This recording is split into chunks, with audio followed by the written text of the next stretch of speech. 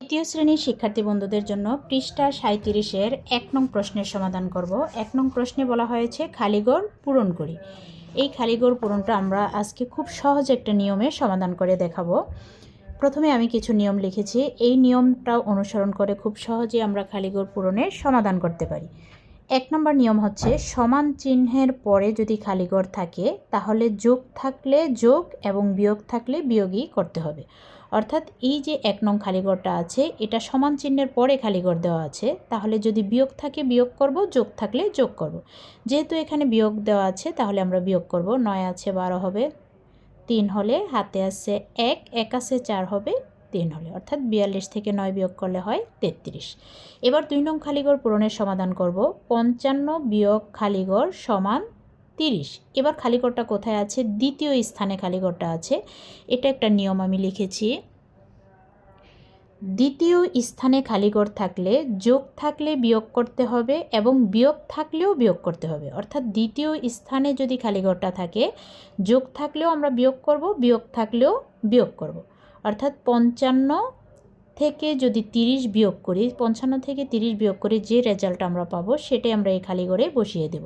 তাহলে আমরা বিয়োগ করি, 5-এর 5, 3 আছে 5 হবে 2 হলে 25।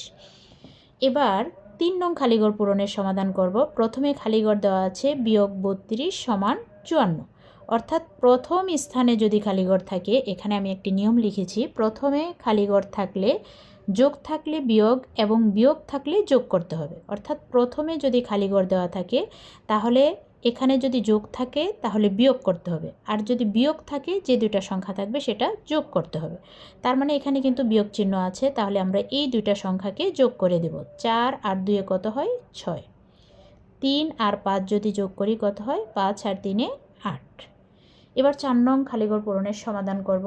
এবার খালিঘরটা কোথায় আছে? দ্বিতীয় স্থানে আছে। তাহলে দ্বিতীয় স্থানে খালিঘর থাকলে কি করতে হবে? যোগ থাকলে বিয়োগ করতে হবে, বিয়োগ থাকলেও বিয়োগ করতে হবে।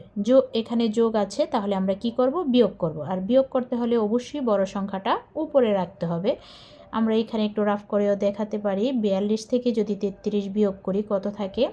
3 আছে 12 হবে 9 হলে, হাতে আছে 1, 3 আর 1 4, 4 4 মিলে গেছে, বাম দিকে শূন্য বসানোর দরকার নেই। অর্থাৎ এখানে আমরা সমাধানটা কত পেলাম? 9। তাহলে এই খালিঘরে বসিয়ে দিব 9।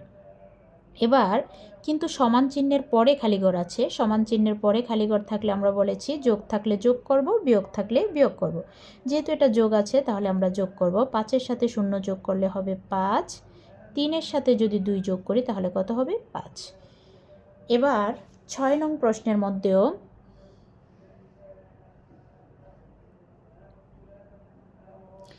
6 নং প্রশ্নের মধ্যেও কিন্তু সবার শেষে খালিঘর আছে, সমান চিহ্নের পরে খালিঘর আছে। তাহলে বিয়োগ থাকলে বিয়োগই করতে হবে। 4 আছে 6 হবে 2 হলে, 5 আছে 8 হবে 3 হলে, 32।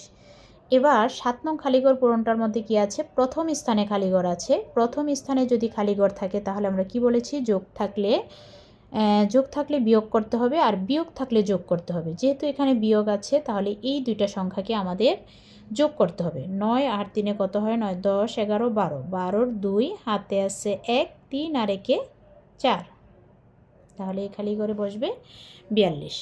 এবার আমরা 8 নং প্রশ্নটি সমাধান করব। 8 নং খালিঘরটার কি আছে? প্রথমে খালিঘর আছে বিয়োগ 30 সমান 25। তার মানে প্রথমে যদি খালিঘর থাকে তাহলে আমরা বলেছি যোগ থাকলে বিয়োগ করতে হবে, বিয়োগ থাকলে যোগ করতে হবে। এখানে যেহেতু বিয়োগ চিহ্ন আছে তাহলে এই দুইটা সংখ্যাকে আমরা যোগ করে দেব। 5-এর সাথে 0 যোগ করলে হবে 5, 3-এর সাথে যদি 2 যোগ করি কত হবে? 5। এবার 9 নং খালিঘর পূরণের সমাধান করব। এবার সমান চিহ্নের পরে খালিঘর আছে, তার মানে যোগ থাকলে আমরা যোগ করব, বিয়োগ থাকলে বিয়োগ করব। যেহেতু এখানে যোগ আছে তাহলে আমরা কি করব? যোগ করব। 4-এর সাথে যদি 2 যোগ করি 6, 5-এর সাথে যদি 3 যোগ করি 8।